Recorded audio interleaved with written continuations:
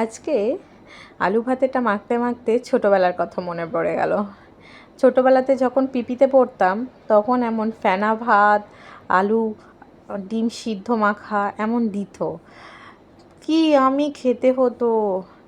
স্কুলে যাওয়ার সময় মা চটজলদি বানিয়ে দিত ফেনা ভাত, ডিম সিদ্ধ, আলু সিদ্ধ। মানে খাবার একটা ইমোশন, কত স্মৃতি মনে করিয়ে দিল।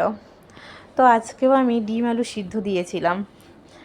অনেক দিন আলু ভাতে খাওয়া হয় না, তাই সাথে একটু ডিমও যোগ করলাম, আর একটু কাঁচা পেঁয়াজও দিয়েছিলাম, সাথে শুকনো লঙ্কা। শুকা শুকা হলে হবে, ওই জন্য একটু শুকনো লঙ্কাও দিয়ে দিয়েছিলাম। সব কিছু একসাথে ভালো করে মেখে কত দিন পরে আমরা শুকনো লঙ্কা দিয়ে, মানে বারবার বলছি, শুকনো লঙ্কা দিয়ে আমরা আলু ভাতে মাখা খাবো। শুকনো লঙ্কা খাওয়া ছেড়েই দিয়েছি, আর যা গরম পড়ছে, খেলেই পেট জ্বালা, বুক জ্বালা, কত কিছু। তো যাই হোক, ভালো করে মেখে রেডি আমাদের ডিম আলু ভাতে। আর ছিল সাথে কাঁচকলা দিয়ে পাতলা মাছের ঝোল। আর যা প্রচণ্ড গরম পড়েছে, সবসময় ডিটক্স ওয়াটার খেতে হচ্ছে, ওআরএস খেতে হচ্ছে। তো এখন মাংস খাওয়াই যাচ্ছে না, কোনো কষাকষি রান্না খাওয়া যাচ্ছে না, খেলেই শরীর অসুস্থ।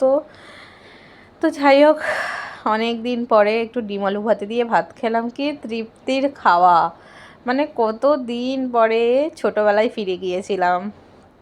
এটা একটা ছোটোবেলার খাবার। তো তারপর ছিল কলা আলু মাছের ঝোল। এর আর কি রিভিউ দেবো, যেমন পাতলা হয় তেমনই।